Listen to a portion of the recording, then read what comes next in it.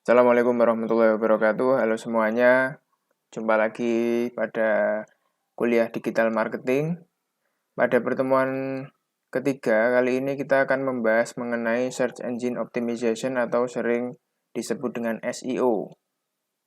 Nah, pada materi kali ini kita akan belajar mengenai pengertian SEO, keuntungan apa yang bisa didapat dari SEO, kemudian tantangan menggunakan SEO, dan prosesnya secara umum. SEO adalah upaya untuk menghasilkan jumlah kunjungan yang tinggi dari rujukan mesin pencari, directory web, dan situs web lainnya, dengan tujuan menjadikan situs web kita populer. Nah, dari pertemuan sebelumnya, kita sudah belajar mengenai bagaimana mesin pencari bekerja. Dari situ kita tahu bahwa Google akan menampilkan hasil paling berguna bagi pengguna ketika melakukan pencarian. Jadi, yang di peringkat pertama itu adalah dianggap Google website yang paling berguna bagi si pengguna yang sedang mencari.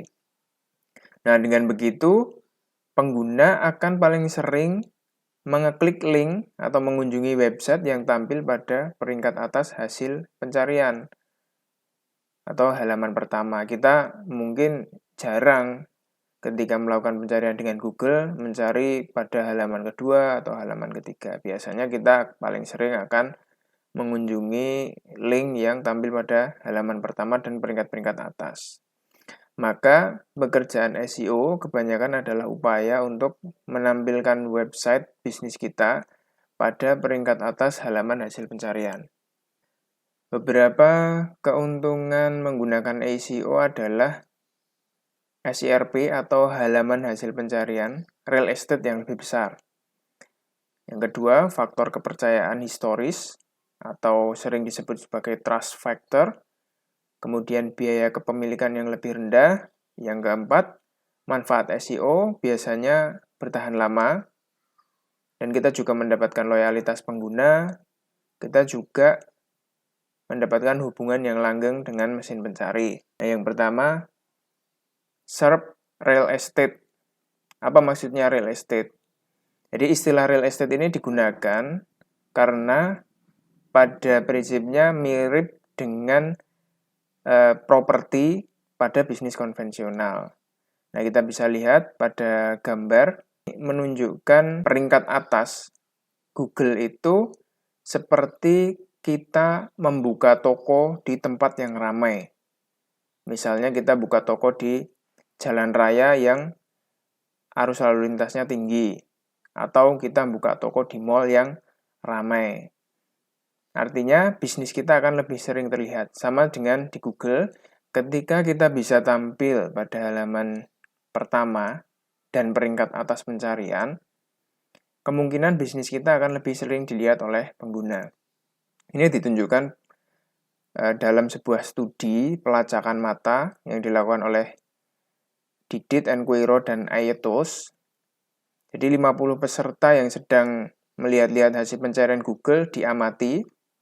Kemudian hasil ini mengungkapkan ada istilah the golden triangle atau segitiga emas. Area-area atas itu area yang 100% dilihat oleh peserta yang sedang menggunakan Google. Jadi area-area atas Google itu seperti properti yang sangat ramai dikunjungi dan memungkinkan bisnis kita mendapat kunjungan yang banyak. Namun aturan Golden Triangle tidak berlaku persis pada setiap pencarian. Nah, saat ini kondisinya dipengaruhi oleh banyak sekali faktor. Misalnya ketika melakukan pencarian dengan kata kunci yang populer, hasil pencarian biasanya dicampur antara organik atau hasil alami dan hasil yang berbayar atau yang berupa ads atau iklan.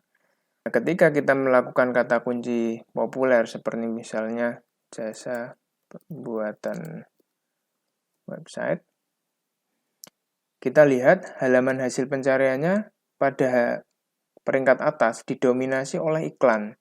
Jadi konten-konten ini, link-link ini, perusahaan ini membayar Google untuk menampilkan websitenya di atas. Ini hal yang tidak mungkin bisa digeser karena pasti posisi iklan ada di atas, kemudian yang halaman bawahnya adalah yang organik. Ya, seringkali bagian bawahnya juga iklan. Kemudian jika kita misalnya memasukkan kata kunci yang tidak terlalu populer atau disebut dengan niche, misalnya sambal pecel. Nah, kita akan menemukan hasil yang berbeda. Di atas justru ada resep, kemudian di bawahnya ini website-website, tidak ada iklan di situ. Kita bisa dapat pelajaran juga dari situ bahwa jika kita menargetkan kata kunci yang populer, kita akan bersaing dengan perusahaan-perusahaan yang membayar untuk menerbitkan iklan di hasil pencarian Google. Nah, lalu bagaimana caranya supaya website kita tampil di atas? Sebagian jawabannya adalah dengan menargetkan kata kunci yang tidak terlalu populer atau biasa disebut niche. Meskipun mungkin kunjungannya tidak terlalu banyak dibanding dengan kata kunci yang populer. Oke, lalu keuntungan berikutnya menggunakan SEO adalah trust factor. Kita bisa lihat data-data menunjukkan bahwa yang pertama itu 70-80% pengguna itu mengabaikan iklan berbayar dan hanya fokus pada hasil-hasil organik atau alami. Kemudian ada juga yang mengatakan 51% dari kunjungan sebuah website itu justru datang dari pencarian organik. Jadi bukan mengunjungi iklan. Hanya 10% saja yang datang dari pencarian berbayar, 5% dari sosial, artinya sosial media, dan 34% dari sumber-sumber lainnya. Lalu ada juga data yang menunjukkan 40% dari pencarian Google dilakukan pada mobile device atau perangkat handphone, itu juga pada hasil-hasil organik.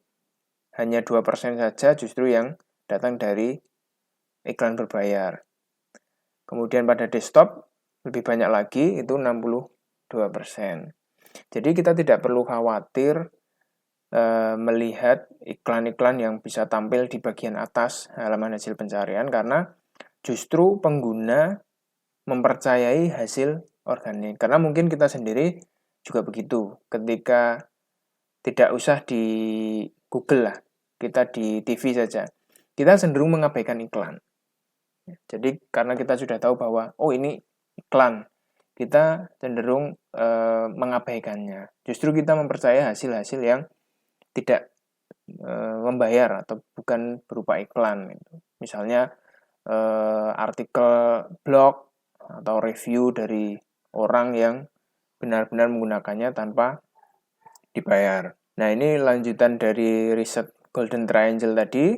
Ini juga menunjukkan masalah trust factor atau faktor kepercayaan pengguna pada hasil organik.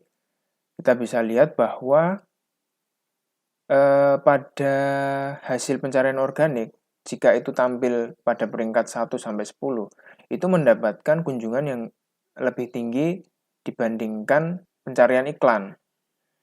Ya, kalau kita lihat organic result atau hasil organik itu pada peringkat 1, 2, 3 itu dilihat 100%, sementara iklan itu diabaikan. Jadi tidak terlalu dilihat oleh pengguna. Nah, kemudian keuntungan selanjutnya menggunakan SEO adalah biaya kepemilikan yang lebih rendah. Apa artinya?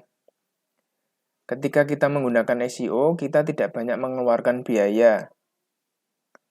Kita bahkan untuk menerbitkan website itu pada dasarnya tidak mengeluarkan biaya sama sekali. Tidak seperti iklan yang jika kita ingin tampil, kita harus membayar. Nah, itu salah satu keuntungannya juga. Nah, selanjutnya kita berbicara mengenai tantangan SEO. Apa saja tantangannya? Yang pertama adalah kompetisi, kedua tidak ada jaminan, ketiga adanya fluktuasi peringkat, keempat faktor waktu, dan tantangan terakhir adalah pada struktur organisasi. Jadi tidak ada yang benar-benar dapat menjamin kita berada posisi di atas peringkat hasil pencarian Google. Dan tidak mungkin juga untuk melakukannya karena Google terus-menerus memperbaiki sistem algoritmanya untuk menyajikan hasil yang paling berguna bagi penggunanya. Artinya website-website itu akan dinilai terus, kemudian di ranking sesuai dengan apa yang menurut Google itu baik. Nah, yang pertama kompetisi. Kita tahu bahwa saat ini di dunia ada mungkin miliaran website ya yang sudah online. Namun, banyak situs yang tidak melakukan SEO, sehingga itu menjadi kesempatan kita mendapatkan bagian dan mendapatkan peringkat Google yang baik, terutama jika kita punya target khusus. Tantangan selanjutnya adalah ranking yang fluktuatif. Saya sudah menyebutkan beberapa kali bahwa Google selalu mengubah algoritma dalam menentukan peringkat hasil pencarian. Ini yang membuat ranking sebuah website itu pasti naik turun, tidak mungkin selalu berada di atas. Dia akan dinamis dan berubah-ubah. Kita bisa lihat faktor-faktor apa yang membuat website kemungkinan dinilai baik atau dinilai buruk. Misalnya kita bisa lihat kata kuncinya, judul halamannya, tingkat kepercayaan, otoritas, umur websitenya atau umur halamannya, berapa jumlah link, apakah kita melanggar peraturan-peraturan Google. Hal-hal itu yang selalu diupdate oleh Google sehingga ranking atau peringkat kita pada halaman pencarian itu akan terus berubah. Bahkan yang paling menakutkan adalah sampai ada risiko website kita itu dihapus dari indeks sehingga ketika pengguna melakukan pencarian, website kita tidak akan ditampilkan oleh Google ketika itu melakukan pelanggaran yang berat. Tantangan selanjutnya ada pada struktur organisasi. Saya sudah menyebutkan juga pada pertemuan pertama bahwa seorang digital marketer atau ahli SEO mungkin bekerja pada sebuah perusahaan besar atau pada perusahaan yang kecil. Nah, di sini struktur organisasinya tentu berbeda. Perusahaan yang besar atau situs web yang besar itu biasanya lebih rumit atau lebih kompleks. Dia punya begitu banyak halaman web, sehingga untuk mengoptimalkannya juga butuh usaha yang lebih. Dan mungkin butuh tim juga, lebih banyak orang, artinya lebih banyak koordinasi juga. Secara teknis itu juga akan lebih rumit. Sementara pada perusahaan yang lebih kecil, tantangannya mungkin ada pada anggaran atau biaya atau sumber daya untuk membuat website misalnya atau menulis konten. Mungkin sang owner atau pemilik sudah sibuk mengurus bisnis sehingga tidak bisa melakukan optimasi website. Nah, itu tantangan-tantangan yang harus dikenali ketika kita masuk pada pemasaran digital. Selanjutnya kita berbicara mengenai proses SEO. Nah, ini saya ambil dari buku SEO Warrior. Ini adalah gambaran secara keseluruhan, gambaran besar dari proses SEO dari awal sampai akhir, dan itu bentuknya siklikal atau siklus ya. Yang pertama dimulai dari riset, kedua perencanaan dan strategi, yang ketiga implementasi, kemudian monitoring, dan assessment atau penilaian, kemudian melakukan maintenance atau perawatan, dan itu diulang lagi pada fase yang pertama, begitu seterusnya. Jadi itu adalah proses yang tidak pernah berhenti. Nah, untuk proses yang pertama yaitu riset, apa saja yang perlu diriset? Pertama, bisnisnya, kemudian riset kompetitor, kemudian menilai kondisi sekarang atau current state assessment, kemudian riset keyword. Nah, riset bisnis ini kita juga harus mengetahui mengenai bisnis kita, bisnis yang sedang kita pasarkan, siapa targetnya, apa value kita, apa yang ingin kita komunikasikan pada pelanggan, semua harus kita tahu. Kita juga mesti tahu dan paham seberapa jauh kita sudah memahami SEO, lalu demografisnya juga misalnya, atau lokasi geografis tertentu yang menjadi target kita. Misalnya kita sedang jualan, kita mau jual ke pasar yang mana.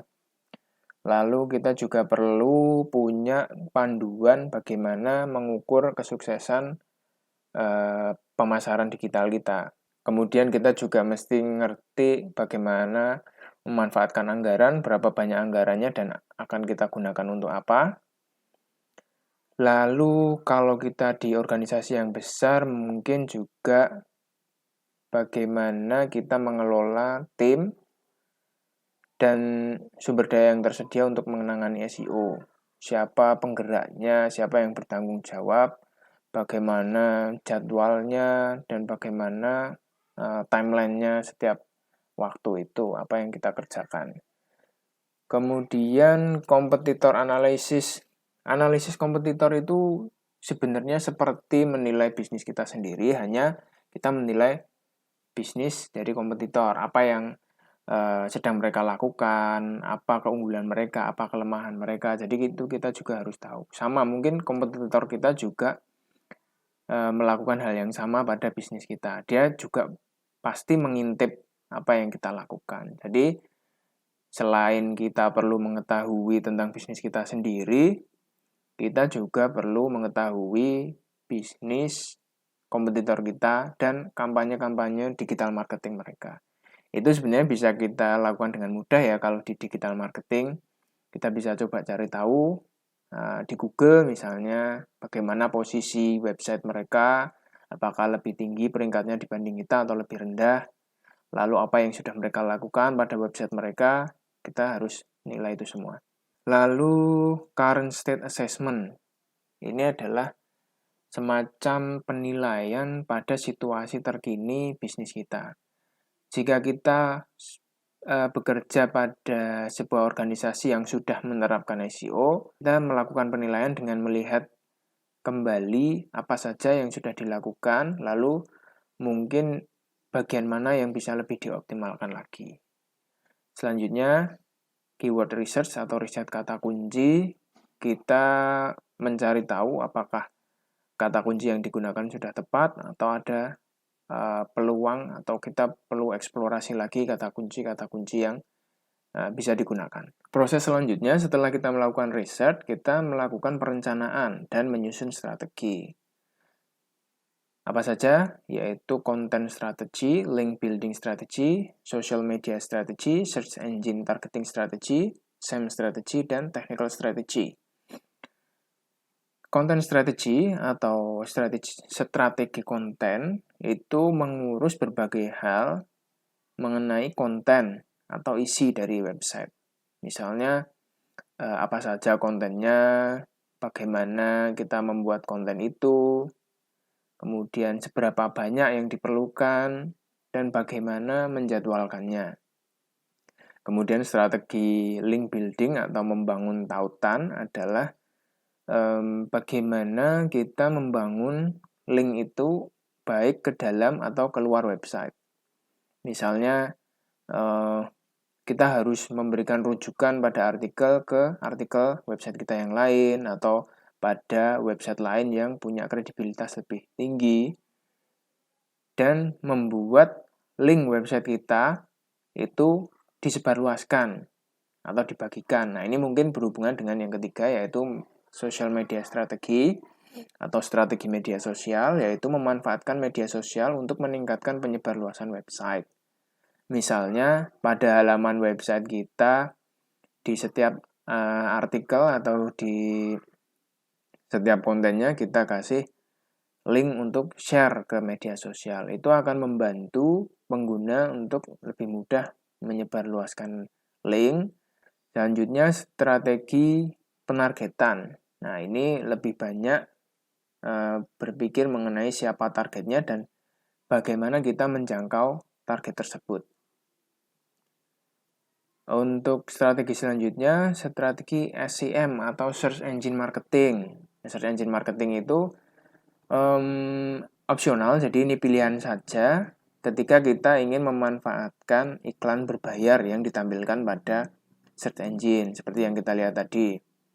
Nah, ini opsional saja, tapi biasanya organisasi yang besar yang memiliki anggaran lebih pasti juga akan memanfaatkan ini. Jadi kita juga perlu tahu bagaimana menerbitkan iklan, membuat landing page, dan lain sebagainya. Yang terakhir adalah technical strategy atau strategi teknis. Nah, ini lebih pada masalah teknis dalam pengembangan website.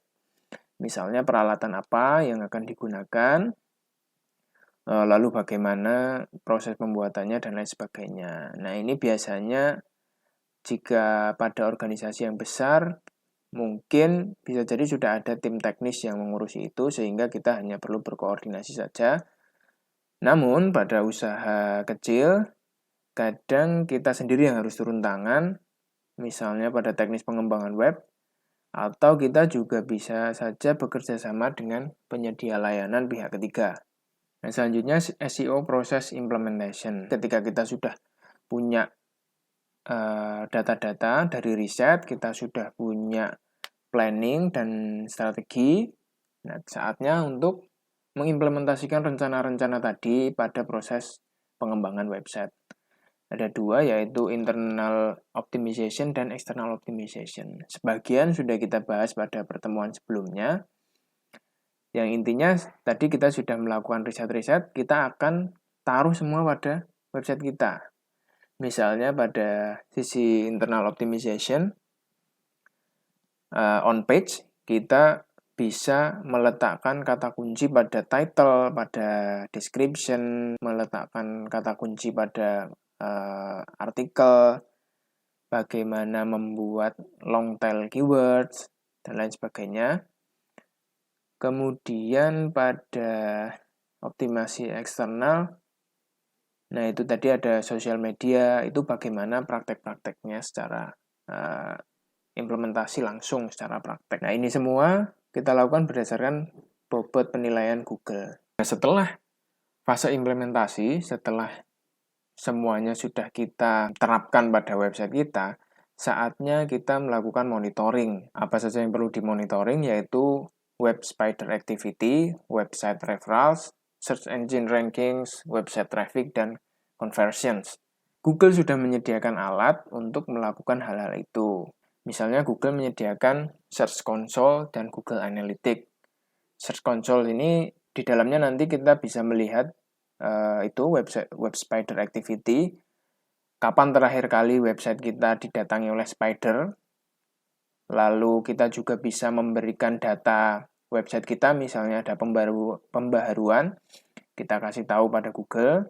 Lalu tentang website referral ini, Google juga sudah menyediakan dengan namanya Google Analytics.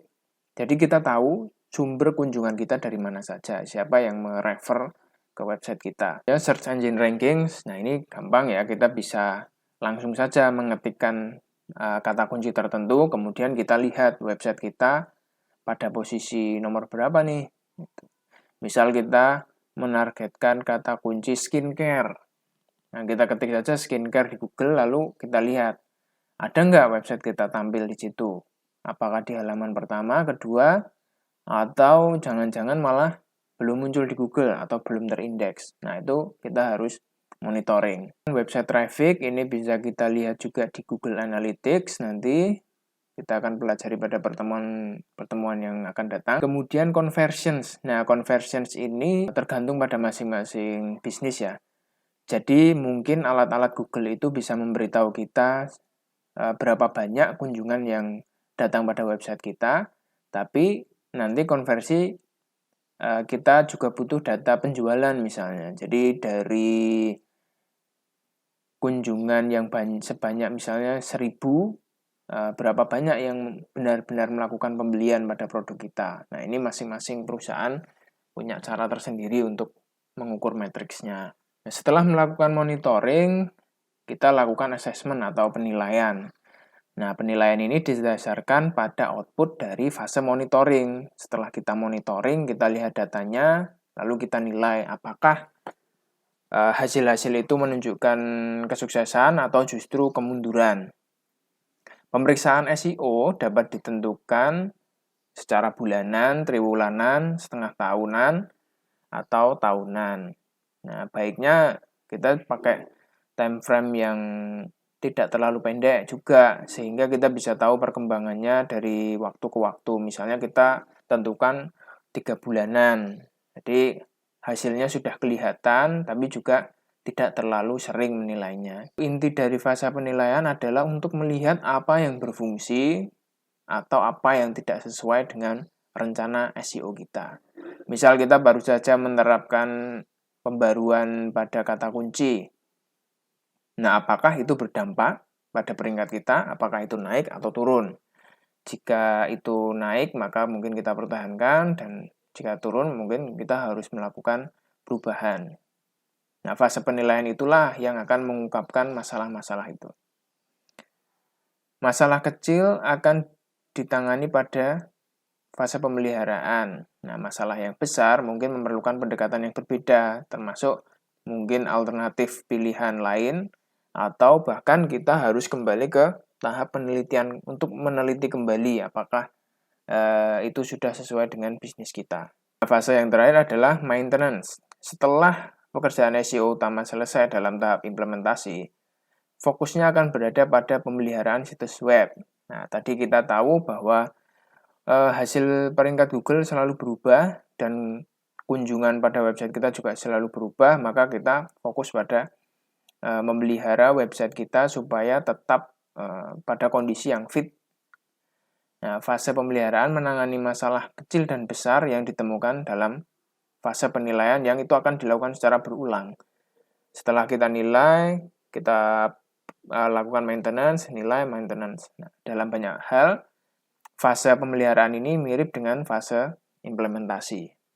Oke, itu tadi kita sudah belajar mengenai gambaran secara umum bagaimana proses SEO secara keseluruhan. Terima kasih. Assalamualaikum warahmatullahi wabarakatuh.